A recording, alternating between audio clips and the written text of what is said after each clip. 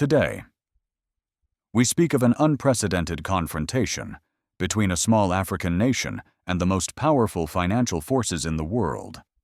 An ultimatum from the G7 and the IMF demanded 70% of the country's gold reserves, or immediate repayment of more than $5.6 billion within 48 hours. But instead of kneeling, the leader of Burkina Faso, Captain Ibrahim Traoré, said no. The story begins with a leak, a single line, buried deep in a classified cable, yet powerful enough to shake an entire continent.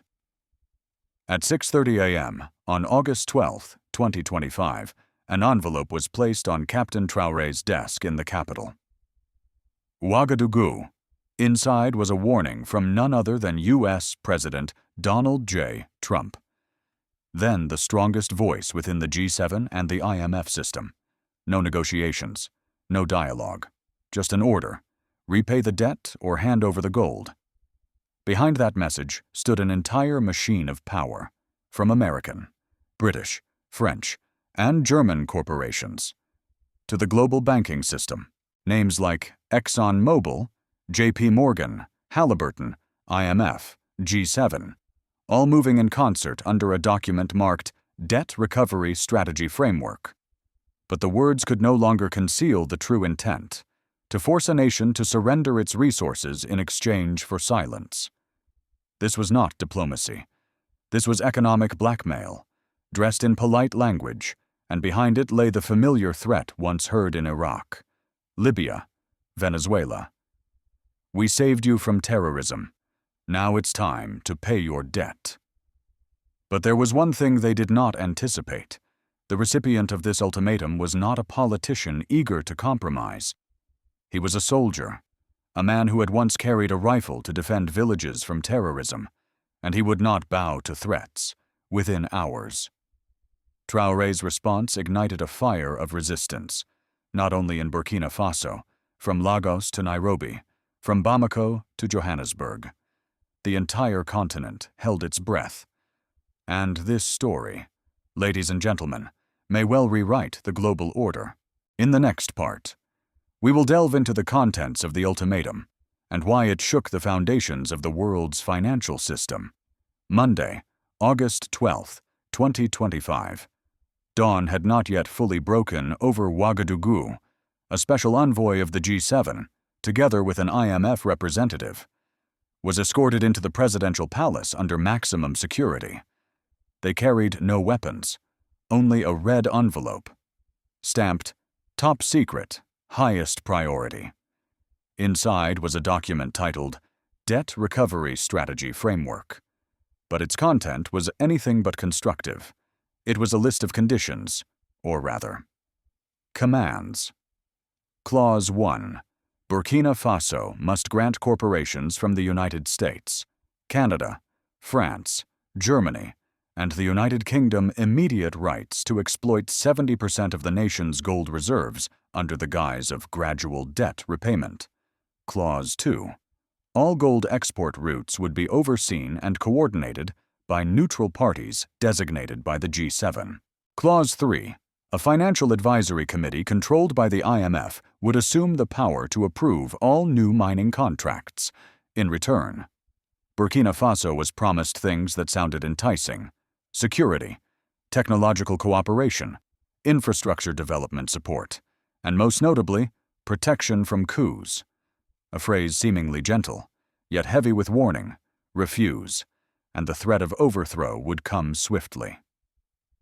The total debt demanded, $5.6 billion USD, including sums from the IMF, the G7, and bilateral creditors, plus 324 million SDR from the International Monetary Fund. Deadline, 48 hours. Pause. Slight tension rise. Traoré did not answer immediately.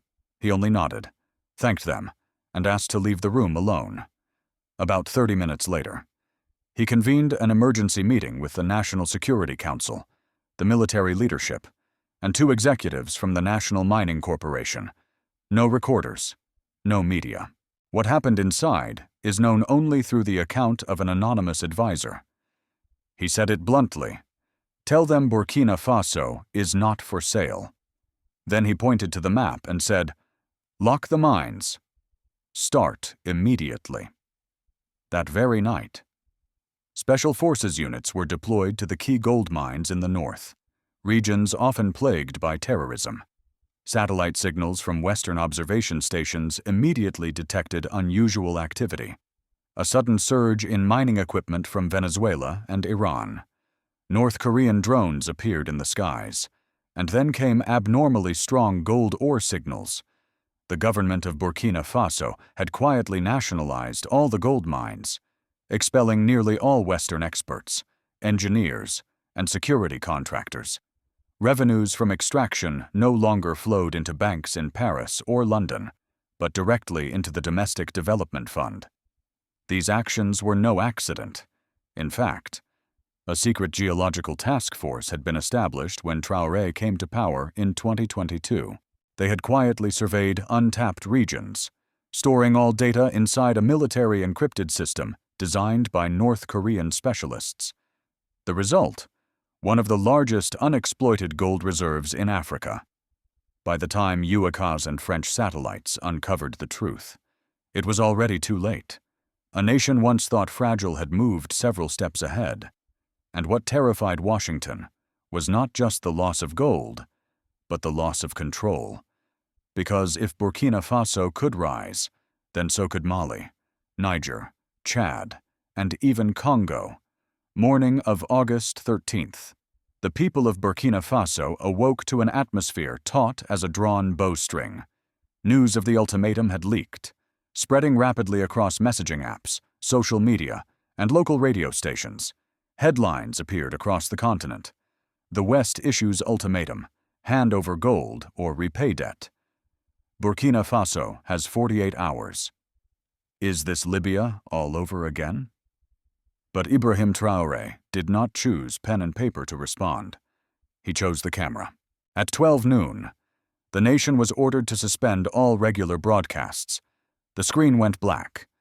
Then a single image appeared: a man in uniform, standing in an empty room, his right hand resting on the flag of Burkina Faso, his left hand holding a dossier stamped Confidentiel, Burkina Faso.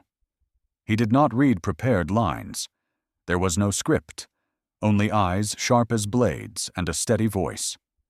To the people of Burkina Faso, and to our brothers and sisters across Africa, they are not just demanding debt payments from us, nor are they simply demanding 70% of our gold. What they truly seek is the fear within us. He paused, staring directly into the lens. To those behind this insult, to Mr. Trump and his supporters, you have underestimated us. We are not Libya. We are not Iraq. We are not your playground. We will never surrender our land to repay debts you have imposed. We will never bow to your weapons or your banks. Then he ended with a message unprecedented in Africa's modern history. You gave us 2 days. Here is our answer. Now you have 2 days to take your greed, your threats, and your arrogance, and leave African soil. He stood at attention, saluted the flag, and walked out of frame. No questions, no agreements, no surrender.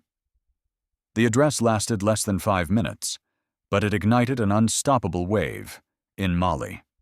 Students gathered outside the French embassy, chanting Traoré's name. In Niger, young people hung banners reading, "Burkina Faso is not alone," in front of the United Nations office in Nigeria.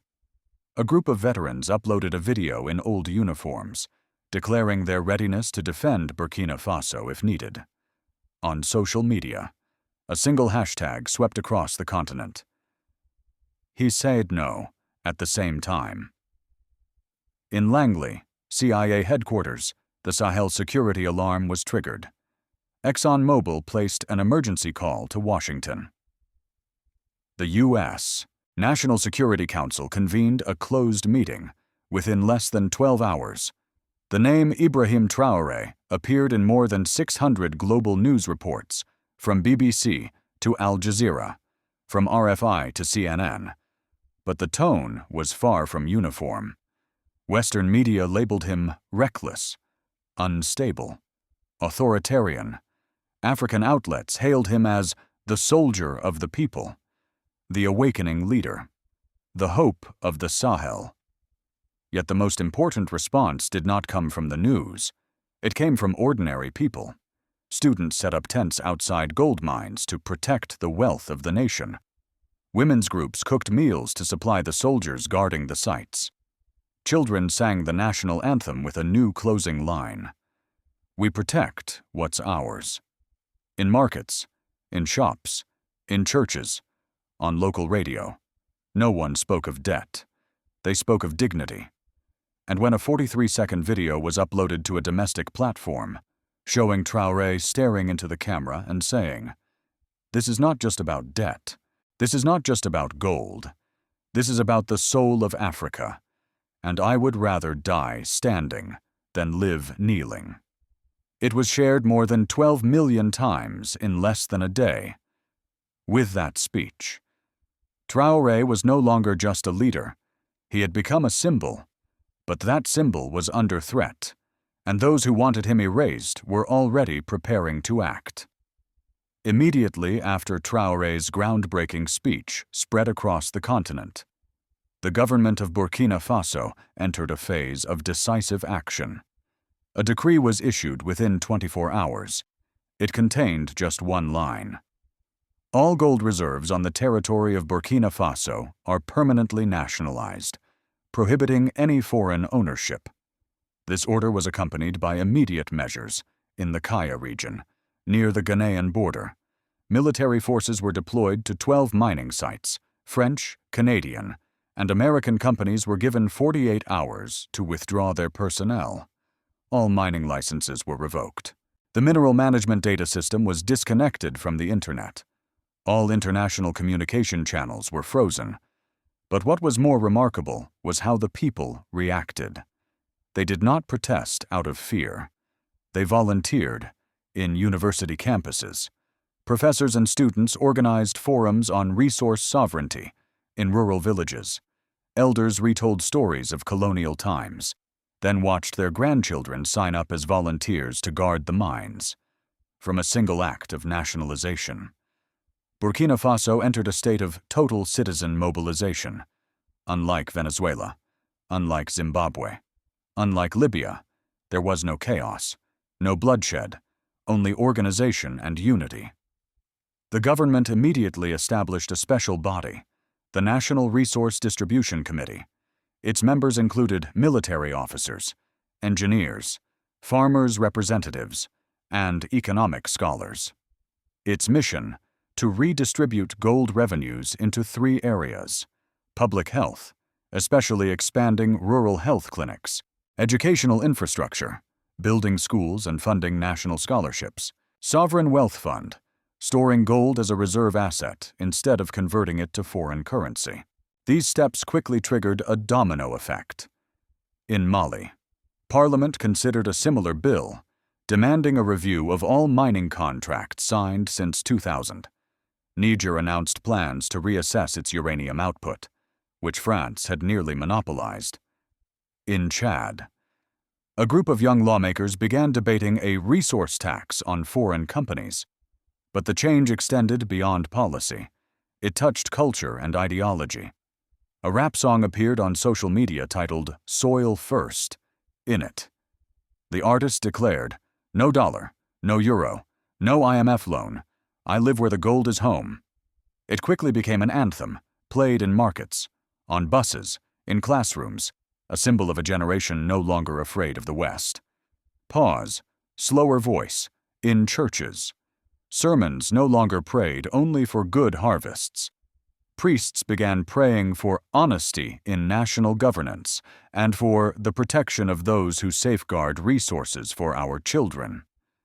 Prayers that had never been heard before now echoed across the nation. However, risks had not disappeared.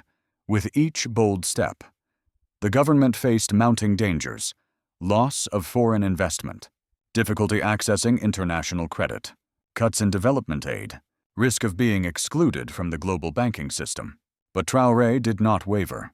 In a closed meeting with his ministers, he made it clear, "We cannot sacrifice our children to buy acceptance from those who once plundered our ancestors." In the halls of power, that sentence became a new guiding principle. No contract signed in submission. The impact spread beyond borders. At African Union conferences, Burkina Faso was cited as an example of practical, not theoretical, economic sovereignty. A delegate from Senegal declared, "They do not only dream of freedom, they are turning it into action." And yet, beyond the horizon, those who once controlled the flow of money and gold were preparing their response. By force, by economic blockade, or by sabotage from within. As images of gold mines guarded by the Burkina Faso military spread worldwide, the West's response did not come in the form of an official statement, but through an unusual silence. The White House held no press briefing.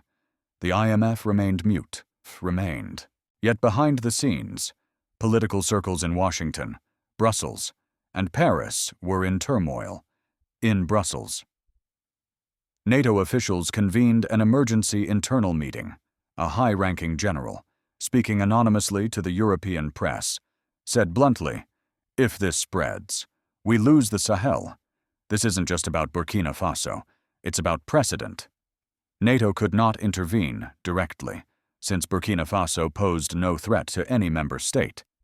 But they intensified satellite surveillance, expanded electronic intelligence networks across the Sahel, and provided analytical support to G7 allies in the Gulf of Guinea. 2 U.S. warships quietly moved closer to West Africa's shores. Oil giants like ExxonMobil and Chevron sent urgent recommendations to the U.S. Congress. The White House must act quickly to secure supplies of strategic minerals. The CIA activated its Sahel Regional Intelligence Unit. The Federal Reserve warned of inflationary shocks if African nations shifted to pricing gold in yuan, or bypassed the US dollar altogether. In a notable statement on CNN, an American security advisor declared, "We may not like Traoré, but the real danger is the idea he represents." France felt the greatest shock, long considering Burkina Faso part of its strategic sphere of influence. Paris now had to witness the nation renounce the CFA franc, a currency controlled by France, expel all French military advisors, and pivot its partnerships toward Russia and China. Meanwhile, China acted quietly but effectively. A delegation of engineers and economists was dispatched to Ouagadougou, proposing a digital gold trading platform denominated in yuan. Russia sent military advisors, air defense systems, and electronic jamming equipment to secure the mines. A bipolar world order was taking shape in the very land once called the colonial desert, and Burkina Faso stood at the epicenter of this seismic shift. Today, we are not only speaking about Burkina Faso, we are speaking about choice between temporary safety under the boot of debt or sovereignty with real risks, between bowing to the old order or daring to stand tall, even at a cost. Ibrahim Traoré has chosen. He did not choose to be a victim. He did not beg to be an ally. He declared, "We are not Libya, not Iraq, not anyone's backyard." But the larger questions still lie ahead. Can Burkina Faso hold its ground?